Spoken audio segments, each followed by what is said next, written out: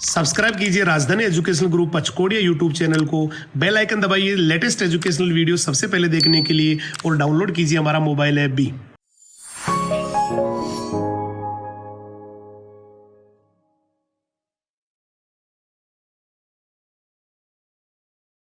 जय हिंद, जय राजधानी। कैसे हैं आप सभी? मैं हेमंत कुमार सिंह, आप सभी का बायोलॉजी फैकल्टी एक बार फिर से राजधानी परिवार के यूट्यूब चैनल पर आपका हार्दिक स्वागत करता हूं।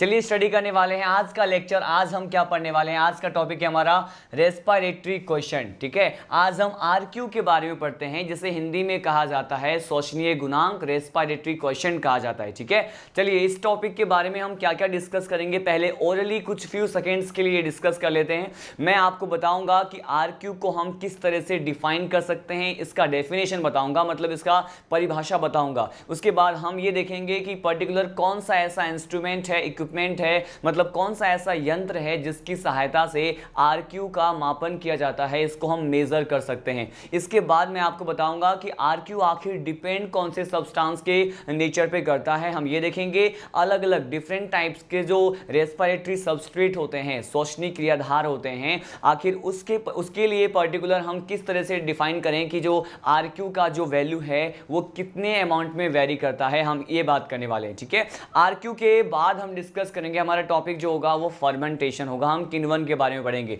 इसके साथ साथ मैं आपको ये भी बता दूं, मैंने प्रीवियस लेक्चर में आपको क्या बताया था। प्रीवियस लेक्चर में हमने इलेक्ट्रॉन ट्रांसपोर्ट सिस्टम के पूरे कंप्लीट साइकिल को एज वेल एज ये किस तरह से एटीपी के प्रोडक्शन में इन्वॉल्व होता है, हमने ये भी स्टडी कर लिया था। ठीक है, और आज का जो बेसिक टॉपिक है आरक्यू है। चलिए स्टार्ट करते हैं कि आरक्यू के बारे में कौन कौन से इंफॉर्मेटिव थिंग है जो आपको एग्जाम के पॉइंट ऑफ व्यू से जानना बहुत ज्यादा जरूरी है। ठीक है, ये देखिए, अगर हम फर्स्ट ऑफ ऑल आरक्यू की बात करें तो यहाँ पे आरक्यू तो इसका सिंबल है, और इसको जो है एक्सपेंशन फॉर्म में क्या कहते हैं, रेस्पिरेटरी क्वेश्चन कहते हैं, हिंदी में कहा जाता है श्वसनीय गुणांक। पहले हम बात करते हैं कि आरक्यू जो है बेसिकली है क्या, इसकी डेफिनेशन की बात करेंगे। ठीक है, कि इसको हम किस प्रकार से परिभाषित कर सकते हैं। बेसिकली अगर आरक्यू के डेफिनेशन की बात करें तो इसको हम एक फॉर्मूला के थ्रू जो है हम समझ सकते हैं। ये कहा जाता है कि जितने अमाउंट में जो है कार्बन डाइऑक्साइड मतलब CO2 गैस जो है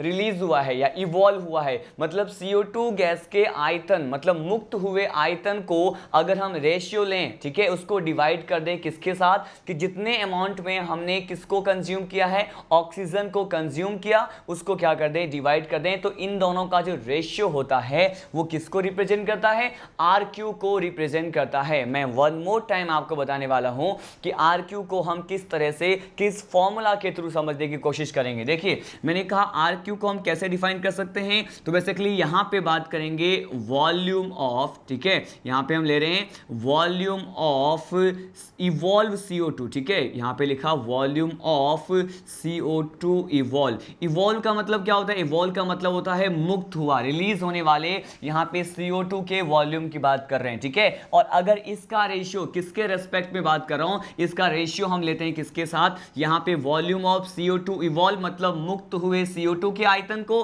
हमने देखा, और उसके बाद यहां पर हम लेते हैं क्या, यहां पे हम बात कर रहे हैं वॉल्यूम ऑफ, यहां पे क्या है, बेसिकली यहां पे है दिखा रहा है कि ये जो वॉल्यूम ऑफ O2 लेते हैं। ठीक है, वॉल्यूम ऑफ O2, और O2 क्या होता है, कंज्यूम होता है। क्या होता है ये, मैंने कहा ये कंज्यूम होता है, मतलब उपयोग में लिया गया आयतन को रिप्रेजेंट करता है। ठीक है, अब हम वन मोर टाइम हम समझने की कोशिश करते हैं कि इसका मीनिंग निकाल क्या सकते हैं, कि आखिर ये जो आरक्यू को मैंने यहां पे डिफाइन किया है जिसे हम रेस्पिरेटरी क्वेश्चन कहते हैं। तो देखिए यहां पर क्या है कि वॉल्यूम ऑफ CO2 इवॉल्व मतलब मुक्त हुए CO2 के आयतन का अनुपात हम किसके साथ देखें, कि कितने अमाउंट में यहां पे ऑक्सीजन को हमने उपयोग में लिया, मतलब consume volume of the O2 की बात कर रहे हैं। इन दोनों का रेशियो किसको रिप्रेजेंट करता है, मैंने कहा ये आरक्यू को रिप्रेजेंट करता है। ठीक है, अब हम यहां पे देख लें कि आरक्यू को मेजर करने के लिए बेसिकली हम किस इंस्ट्रूमेंट के थ्रू जो है आरक्यू को मेजर करते हैं, इसका मापन किस यंत्र की सहायता से किया जाता है। ठीक है,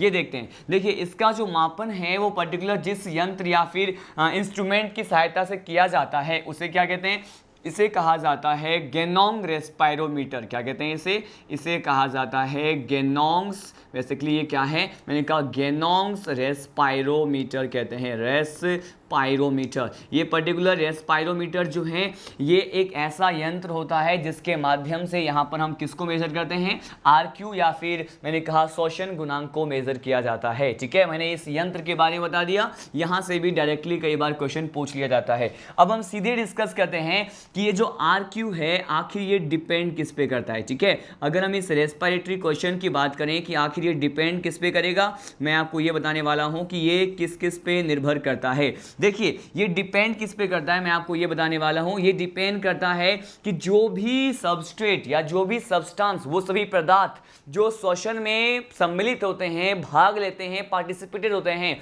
मैं उसकी बात कर रहा हूं। आप जानते हैं उसको क्या कहते हैं कि this all type of substance which generally involve into the process of respiration are generally commonly known as respiratory substrate. मतलब वो सभी पदार्थ जो कि श्वसन की प्रक्रिया में जो है पार्टिसिपेट करते हैं, इन्वॉल्व होते हैं, उसे हम श्वसनीय क्रियाधार कहते हैं। तो ये जो RQ होता है वो किस पे डिपेंड करेगा, मैंने कहा ये रेस्पिरेटरी सबस्ट्रेट पे डिपेंड करता है। किस पे, मैंने कहा ये जो है रेस्पिरेटरी सबस्ट्रेट जो होता है, रेस्पिरेटरी सबस्ट्रेट पे क्या करता है, रेस्पिरेटरी सबस्ट्रेट को कहा जाता है क्या, मैंने कहा इसे कहा जाता है श्वसनीय क्रियाधार। क्या कहते हैं इसे श्वसनीय क्रियाधार कहते हैं। और इसी पर क्या होता है, मैंने कहा इसी पर ही, श्वसनीय क्रियाधार पर ही ये श्वसन गुणांक क्या होते हैं, निर्भर होते हैं। ठीक है, अब देखते हैं कि आखिर ये किस तरह से यहाँ पे रेस्पिरेटरी सबस्ट्रेट पे निर्भर होते हैं। मैं आपको यहाँ पे ये बता दूं कि ये जो रेस्पिरेटरी सबस्ट्रेट होते हैं अलग अलग श्वसनीय क्रियाधार के लिए जो RQ की वैल्यू है वो भी अलग अलग देखा जाता है। तो ये किस तरह से जो RQ की वैल्यू है अलग अलग रेस्पिरेटरी सबस्ट्रेट के लिए डिफरेंट होता है, हम इसकी बात करने वाले हैं। ठीक है, यहाँ पर मैं आपको बताऊंगा कि ये जो रेस्पिरेटरी सबस्ट्रेट है वो क्या क्या हो सकते हैं। मैंने कहा यहाँ पर रेस्पिरेटरी सबस्ट्रेट जो है कार्बोहाइड्रेट भी हो सकता है। क्या हो सकता है, मैंने कहा यहाँ पे कार्बोहाइड्रेट हो सकता है, या फिर यहाँ पे कार्बोहाइड्रेट के साथ साथ और क्या हो सकता है, मैंने कहा यहाँ पे फैट मतलब वसा भी पॉसिबल है, फैट के साथ साथ यहाँ पे प्रोटीन भी तो पॉसिबल है, और प्रोटीन के साथ साथ यहाँ पे और क्या ले सकते हैं, मैंने कहा प्रोटीन के साथ साथ कोई भी अगर हम ऑर्गेनिक एसिड की बात करें तो ऑर्गेनिक एसिड मतलब कार्बनिक अम्ल भी तो पॉसिबल है। तो मैंने कहा ये सभी जो हैं किसको रिप्रेजेंट कर रहे हैं, ये सभी रेस्पिरेटरी सबस्ट्रेट को रिप्रेजेंट करते हैं। और ये कहा जाता है कि इन सभी रेस्पिरेटरी सबस्ट्रेट के लिए जो RQ की वैल्यू है वो भी क्या होती है, अलग अलग होती है। ठीक है, ये हमने देखा। अब हम वन बाय वन डिस्कस करते हैं कि आखिर हम इसे किस तरह से मेजर कर सकते हैं। ठीक है,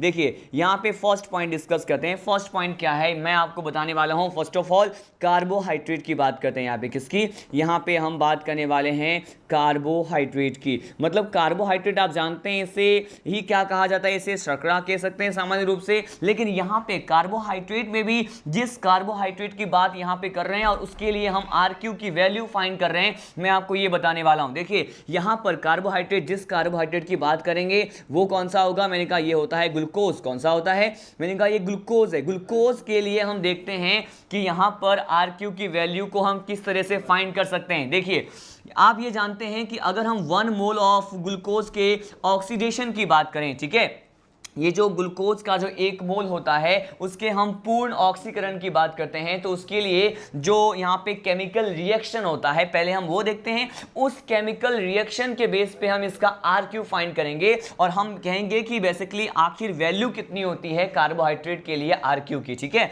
यहाँ पे केमिकल रिएक्शन देखते हैं। आप ये जानते हैं कि किसी भी पर्टिकुलर एरोबिक टाइप के रेस्पिरेशन के लिए जब ग्लूकोज का यहाँ पे कंप्लीट ऑक्सीडेशन होता है, पूर्ण ऑक्सीकरण होता है, तो हम क्या कहते हैं, यहां पे कहते हैं C6H12O6। ठीक है, ये जनरल फॉर्मूला होता है ग्लूकोज का। मैंने कहा ये क्या है, ये है ग्लूकोज। ठीक है, यहां पर ये जो है ये ग्लूकोज का कंप्लीट ऑक्सीडेशन अगर एरोबिक रेस्पिरेशन होता है तो ऑक्सीजन के प्रेजेंस में होता है। और जानते हैं कि यहां पे जो ऑक्सीजन होता है उसका अमाउंट कितना होता है, मैंने कहा यहां पे 6 मॉलिक्यूल ऑफ ऑक्सीजन की बात करते हैं। ठीक है, यहां पे 6 molecule of oxygen in the presence of different type of enzyme. ठीक है, अलग अलग एंजाइम के प्रेजेंस जिसमें बायोकैटलिस्ट जैव उत्प्रेरक की उपस्थिति में ये क्या करते हैं, मैंने कहा ये अलग अलग एंजाइम्स के प्रेजेंस में क्या बनाएंगे, तो ये जो C6H12O6 ग्लूकोज जो होता है वो आफ्टर ऑक्सीडेशन, कंप्लीट ऑक्सीडेशन, ये जो है 6 molecule of carbon dioxide form करते हैं, 6 मॉलिक्यूल ऑफ H2O फॉर्म करते हैं।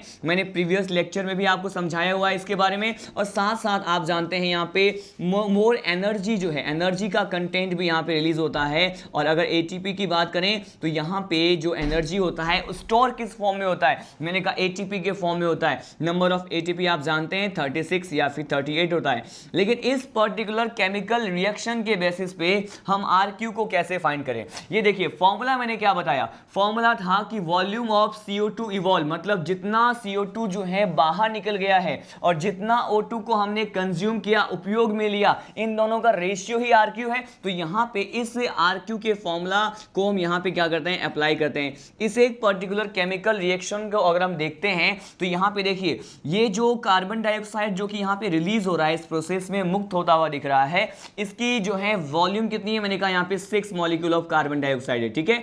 लेकिन ऑन द अदर हैंड यहाँ पे अगर हम volume of the consume O2 की बात करते हैं, मतलब O2 का कितना आयतन यहाँ पे यूज में लिया गया है, उपयोग में लिया गया है, तो देखिए ये भी कितना है, मैंने कहा ये भी है 6 O2, ठीक है। अब आप जानते हैं कि दोनों का अमाउंट अगर क्या है, इक्वल है, मैंने कहा ये भी क्या है 6 है, ये भी क्या है 6 है, तो बेसिकली इसके लिए RQ की वैल्यू क्या हो गई, मैंने कहा यहां पर अब हमने देखा कि कार्बोहाइड्रेट स्पेशली ग्लूकोज के लिए जो RQ है वो कितना है, मैंने कहा 1 है। कितना होता है ये, मैंने कहा रेस्पिरेटरी कोएफिशिएंट की जो वैल्यू है यहां पर 1 देखने को मिल रहा है। क्यों, क्योंकि इस केमिकल रिएक्शन में साफ साफ दिख रहा है कि amount of the release amount of the carbon dioxide और यहां पे जो consume amount of the oxygen है, दोनों क्या है, इक्वल हैं, दोनों का अमाउंट जो है 6 होता है। तो बेसिकली यहां पे RQ की वैल्यू हम क्या कह सकते हैं, यहां पे हम RQ की वैल्यू को 1 कंसीडर कर सकते हैं, ठीक है। यहाँ पे देखिए अब सीधे लीड करते हैं नेक्स्ट टाइप के रेस्पिरेटरी सबस्ट्रेट की तरफ। यहाँ पे हमने कार्बोहाइड्रेट के लिए RQ की बात की, अब हम बात करते हैं नेक्स्ट पर्टिकुलर की सब्सटेंस के लिए। देखिए हमारा सेकेंड सब्सटेंस है कार्बोहाइड्रेट के बाद हम जिसकी बात करते हैं ये होता है फैट, ठीक है। हम वसा के लिए शोषण गुणांक की वैल्यू जो है वो फाइंड करते हैं। जनरली यहाँ पर भी सेम चीज़ है, यहाँ पे क्या कहा जाता है कि ये जो फैट या फिर जो वसा है इसके लिए रेस्पिरेटरी कोएफिशिएंट की जो वैल्यू है, शोषण गुणांक जो है वो क्या होता है, मैंने कहा इसके लिए जो रेस्पिरेटरी कोएफिशिएंट होता है वो क्या होता है, मैंने कहा लेस देन 1 होता है, ठीक है। मैंने कहा ये 1 से कम होगा, लेकिन कार्बोहाइड्रेट के लिए कितना था, वो 1 था। मैंने कहा कार्बोहाइड्रेट के लिए RQ 1 है, लेकिन फैट के लिए मैंने कहा 1 से कम होता है। तो इसको हम जनरली इस तरह से रिप्रेजेंट कर सकते हैं कि यहाँ पे जो RQ है वो किससे कम है, 1 से कम होता है। लेकिन 1 से कितना कम, इसकी एप्रोप्रिएट वैल्यू हम अगर लें तो ये बेसिकली किसके बराबर होता है, मैंने कहा ये मैंने कहा 0.7 0.7 के इक्वल होता है, 0.7 के बराबर होता है, ठीक है। किसके लिए, मैंने कहा फैट के लिए होता है।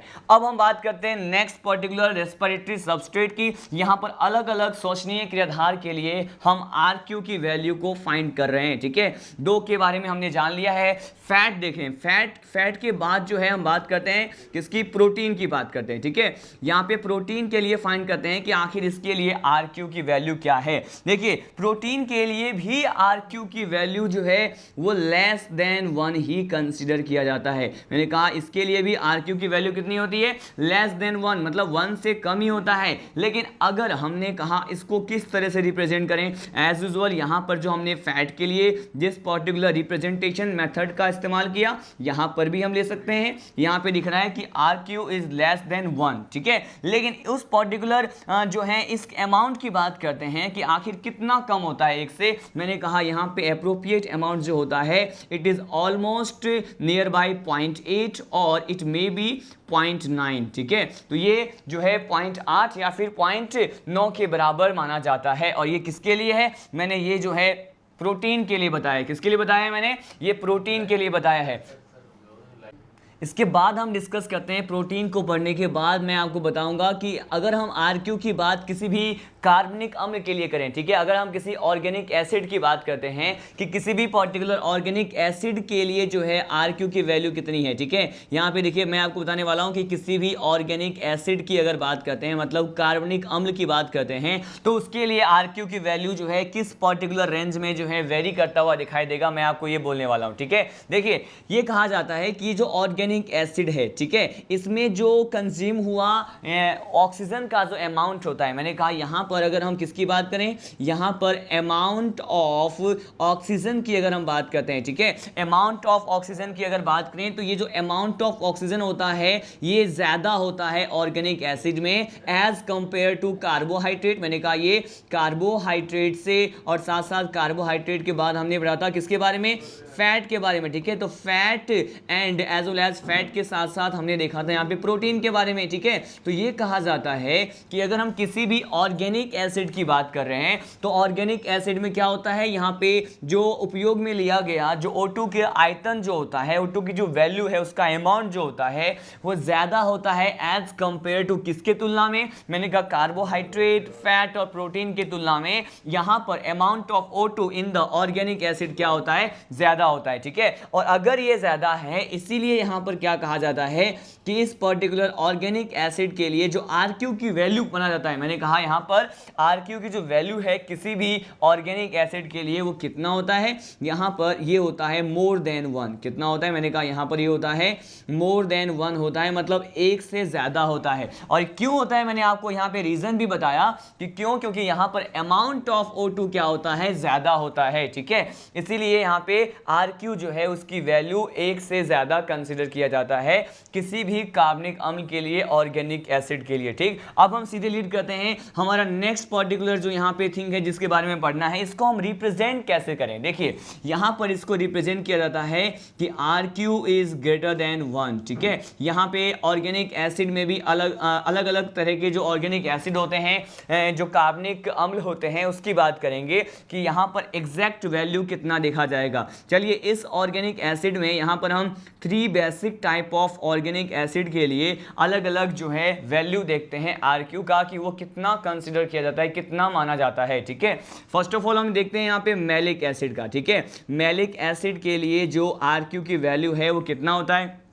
उसके बाद हम बात करेंगे सिट्रिक एसिड की। ठीक है, कि सिट्रिक एसिड के लिए आरक्यू हम कितना मानते हैं, और सिट्रिक एसिड के बाद मैं आपको बताऊंगा यहाँ पे ऑक्जेलो एसिटिक एसिड, जिसे हम कैसे रिप्रेजेंट करते हैं, इसे हम कहते हैं OAA। ठीक है, OAA क्या है यहाँ पे, ये है ऑक्जेलो एसिटिक एसिड। ठीक है, हम यहाँ पे ऑक्जेलो एसिटिक एसिड के लिए भी देखेंगे कि आरक्यू की जो वैल्यू है वो कितना हम मान सकते हैं। ठीक है, यहाँ देखिए मैंने कहा अगर हम मैलिक एसिड की बात करें तो हम इतना जानते हैं ऑल ओवर, यहाँ पे कह रहा हूं मोर देन 1 है, एक से ज्यादा तो होता है लेकिन कितना होता है, मैंने कहा ये 1.33 होता है। कितना होता है ये, मैंने कहा ये 1.33 होता है किसके लिए, मैलिक एसिड के लिए। ठीक है, लेकिन अगर हम सिट्रिक एसिड की बात करें तो ये जो वैल्यू है वो 1.30 होता है। और अगर हम किसकी बात करें, अगर हम यहाँ पे किसकी बात करें, ऑक्जेलो एसिटिक एसिड की बात कर रहे हैं, तो इसके लिए जो आरक्यू की वैल्यू है वो हम कितना मानते हैं, मैंने कहा ये होता है 4। कितना होता है ये 4 होता है।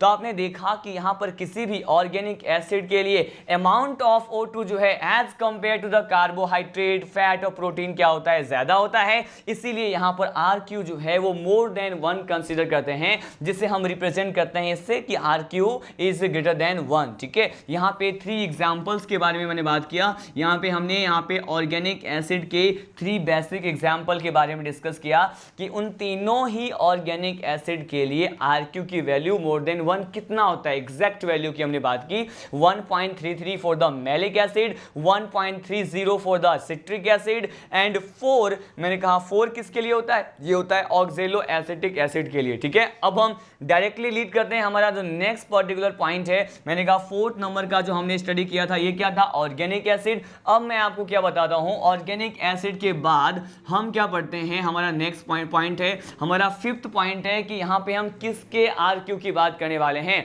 मैं अब आपको बताने वाला हूं कि अगर हम CAM प्लांट की बात करें, ठीक है, किसकी बात करें? अगर हम सीएम प्लांट की बात करें, सीएम प्लांट के बारे में इन द फोटोसिंथेसिस में हम स्टडी करते हैं, वहां पर ये सीएम प्लांट के बारे में हमें जो है एक पूरा साइकिल पढ़ना होता है, ठीक है। यहां पर अगर हम बात करें सीएम प्लांट, ठीक है, सीएम प्लांट में वो भी किस time? At the time of night, अगर रात्रि के समय ये जो शोषण गुणांक की वैल्यू देखें सीएम प्लांट में वो कितना होता है। लेकिन इससे पहले हम यहाँ पे वन मोर टाइम ये देख लें कि सीएम जो है उसका मीनिंग क्या होता है। देखिए सीएम जो है इसे हम कहते हैं क्रेसुलेशन एसिड मेटाबॉलिज्म। क्या कहते हैं इसे कहा जाता है क्रेसुलेशन, क्या कहते हैं? क्रेसुलेशन एसिड मेटाबॉलिक प्लांट जो होते हैं उसे सीएम प्लांट कहते हैं, एसिड मेटाबॉलिज्म कहते हैं। क्या कहा जाता है? क्रेसुलेशन एसिड मेटाबॉलिज्म कहते हैं। और अगर इस तरह के सीएम प्लांट में हम आरक्यू की वैल्यू अगर फाइंड करें, वो भी किस टाइम? मैंने कहा यहाँ पे नाइट के टाइम, ठीक है। तो ये जो है कितना होता है इसे हम फाइंड करने की कोशिश करेंगे। देखिए ये कहा जाता है कि सीएम प्लांट जो होते हैं उसमें रात्रि के समय यहाँ पर क्या होता है, जो कार्बन डाइऑक्साइड का कंटेंट जो है, ठीक है, यहाँ पे कार्बन डाइऑक्साइड का कंटेंट जो है ऑर्गेनिक एसिड के फॉर्म में क्या हो जाता है, इसमें स्टोर हो जाता है। मैंने कहा यहाँ पे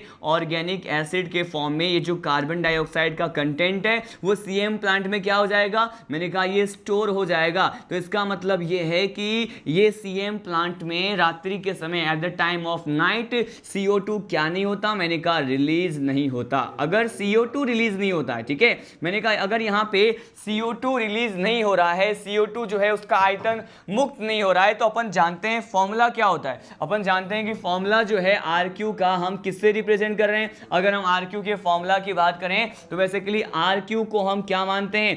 RQ जो है बेसिकली किसके इक्वल होता है? मैंने कहा यहाँ पे कार्बन डाइऑक्साइड जितना इवॉल्व हुआ है और उसका रेशियो होता है अमाउंट ऑफ ऑक्सीजन के साथ, ठीक है। लेकिन आप ये देख रहे हैं यहाँ तो कार्बन डाइऑक्साइड रिलीज ही नहीं होता, ठीक है। अगर यहाँ पे सीएम प्लांट के लिए हम ये कह रहे हैं कि रात के समय at the time of night अगर कार्बन डाइऑक्साइड रिलीज नहीं हो रहा तो इसको हम कितना मान सकते हैं? इसे हमने कहा 0, ठीक है। तो 0/O2 का जो भी वॉल्यूम होता है तो ये बेसिकली हो कितना गया? मैंने कहा सीएम प्लांट के लिए आप जानते हैं यहाँ पर क्या हो गया वैल्यू? ये हो गया 0। ये इंपॉर्टेंट है कि आखिर सीधे बुक में जो है, बुक में डायरेक्टली स्टेटमेंट गिवन होता है कि सीएम प्लांट के लिए 0 होता है, लेकिन हमने इसे समझा कि ये 0 कैसे होता है, ठीक है। मैंने आपको क्या बताया कि अगर हम ये बात करें कि ऑर्गेनिक एसिड जो है उसके फॉर्म में कार्बन डाइऑक्साइड क्या हो जाता है? स्टोर होता, मतलब ये रिलीज नहीं होता है, ठीक है। अगर रिलीज नहीं होगा तो इसका अमाउंट हमने क्या मान लिया? 0 मान लिया। और इस फॉर्मूला में हमें पुट करने के बाद क्या मिला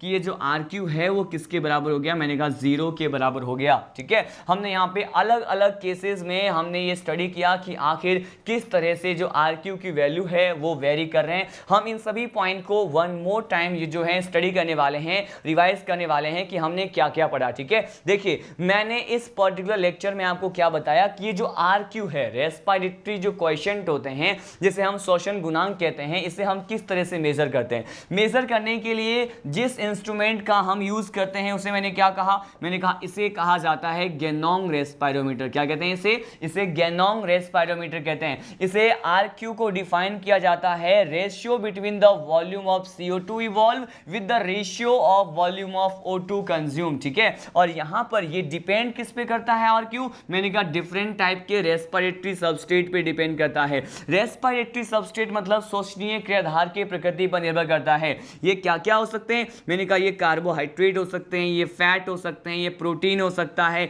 ये ऑर्गेनिक एसिड भी हो सकता है, ठीक है। उसके बाद हम बात करते हैं कि यहाँ पे फर्स्ट ऑफ ऑल कार्बोहाइड्रेट के लिए RQ की वैल्यू कितना माने, ठीक है। यहाँ पे कार्बोहाइड्रेट के लिए जो RQ है वो कितना माना जाता है? मैंने कहा it is considered equal to 1, ठीक है। ये 1 कंसिडर किया जाता है। अगर हम यहाँ पे ये देखें कि बेसिकली कार्बोहाइड्रेट में भी ग्लूकोज की बात करें तो आप जानते हैं कि किसी भी एरोबिक रेस्पिरेशन में वायवीय श्वसन में क्या होता है, आप ये देखें ये जो ग्लूकोज है उसका कंप्लीट ऑक्सीडेशन होता है। तो अगर हम यहाँ पे अमाउंट ऑफ कार्बन डाइऑक्साइड और अमाउंट ऑफ यहाँ पे जो ऑक्सीजन की बात करते हैं तो वो कितना होता है? मैंने कहा वो दोनों इक्वल होता है। यहाँ भी 6 है और यहाँ भी क्या है? 6 मॉलिक्यूल होते हैं। इसीलिए बेसिकली ग्लूकोज के लिए या फिर कार्बोहाइड्रेट के लिए RQ कितना मिल गया हमें? मैंने कहा ये 1 मिल गया, ठीक है। उसके बाद देखिए आरक्यू के बाद मैंने यहाँ पे कार्बोहाइड्रेट के लिए, आरक्यू के बाद मैंने आपको बताया फैट के लिए। फैट के लिए जो है ये कितना होता है, मैंने कहा ये लेस देन 1 होता है, 1 से कम कंसीडर किया जाता है, ठीक है। अब देखिए अगर ये 1 से कम होता है तो मैंने कहा इससे हम इस तरह से रिप्रेजेंट कर सकते हैं, लेकिन ये जो है एग्जैक्ट वैल्यू क्या है, मैंने कहा यहाँ पे 0.7 होता है। अगर हम यहाँ पे प्रोटीन की बात करते हैं कि प्रोटीन के लिए जो आरक्यू है वो कितना कंसीडर किया जाता है, मैंने कहा ये भी 1 से कम ही होता है, लेकिन एग्जैक्ट वैल्यू क्या है, मैंने कहा it is just equal to 0.8 and it may be 0.9, ठीक है। ऑर्गेनिक एसिड की बात किया तो यहां पर एक सिंगल कंसेप्ट है, ये कंसेप्ट क्या है कि ऑर्गेनिक एसिड के लिए आरक्यू की वैल्यू जो है वो मोर देन 1 कंसीडर करते हैं। अब यहां पे मोर देन 1 क्यों होता है, तो यहां पे एक सीधा सा सिंपल कंसेप्ट होता है कि इस पर्टिकुलर केस में अमाउंट ऑफ जो O2 होता है, मैंने कहा यहां पर देख रहे हैं आप कि अमाउंट ऑफ O2 जो है ये कहा जाता है कि as compare to carbohydrate, as compare to fat and as compare to protein, ये क्या होते हैं, ज्यादा होते हैं, ठीक है। इसीलिए मैंने इसको रिप्रेजेंट कर दिया कि RQ इज ग्रेटर देन 1। अब हम यहां पे लेते हैं 3 बेसिक टाइप के एग्जांपल्स के बारे में मैंने आपको डिस्कस किया कि ये क्या है, मैंने कहा ये मैलिक एसिड है। मैलिक एसिड के लिए जो वैल्यू है ये क्या है, 1.33 है। सिट्रिक एसिड के लिए 1.30 है। ऑक्जेलो एसिड एसिड के लिए क्या है, मैंने कहा ये 4 के इक्वल होता है, ठीक है। इसके बाद हमने क्या डिस्कस किया, इसके बाद मैंने आपको बताया CM प्लांट के बारे में। CM प्लांट को मैंने यहाँ पे डिफाइन किया, क्रेसुलेशन एसिड मेटाबॉलिक जो प्लांट होते हैं उसको CM प्लांट कहते हैं, और नाइट के टाइम पे इसमें CO2 रिलीज नहीं होता। क्यों, क्योंकि इसका जो CO2 का अमाउंट होता है वो ऑर्गेनिक एसिड के रूप में क्या हो जाता है, कार्बनिक अम्ल के रूप में स्टोर या फिर संग्रहित हो जाता है। तो यहाँ पर देखिए जैसे ही हमने यहाँ पे फॉर्मूला अप्लाई किया तो आपको ये दिखाई दिया, ये जब रिलीज नहीं हुआ तो हम इसको 0 कंसीडर कर सकते हैं। तो 0 माना तो आप जानते हैं कि 0 अपॉन में कोई भी डिजिट लेते हैं तो बेसिकली उसकी वैल्यू हमें कितना मिलता है, मैंने कहा ये 0 ही मिलता है, ठीक है। तो ये CM प्लांट के लिए जो है RQ का वैल्यू क्या हो गया है, 0 हो गया है।